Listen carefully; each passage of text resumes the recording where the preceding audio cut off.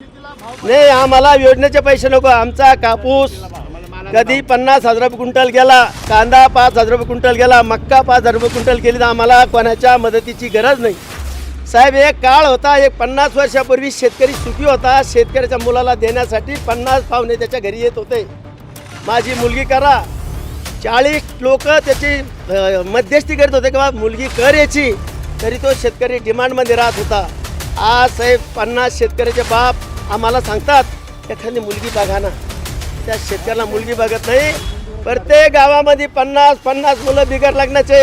याला जबाबदार एकमेव सरकार आहे. हे घडलं 10 वर्षापासून. 2014 पासून पोराचे लग्न होऊ लागले. या पळशी गावामध्ये आता सध्या या मागच्या हप्त्यामध्ये 2 शेतकऱ्यांना आत्महत्या केलं साहेब. त्याचा मुलगा MBBSला हैदराबाद एम्समध्ये 10,000 रुपये पाठवू शकला नाही म्हणून त्याला गळ फासवून आत्महत्या केली. दुसऱ्याला खर्चाला पैसे नाही म्हणून आत्महत्या केली. पेपरला आहे, पोलीस चिकालठाणच्या याच्यामध्ये पंचनामा आहे, करमाडीच्या याच्यामध्ये पंचनामा आहे. ही अवस्था या सरकारनं करून ठेवली. एकमेव जबाबदार सरकार आहे आणि ते कोण आहे?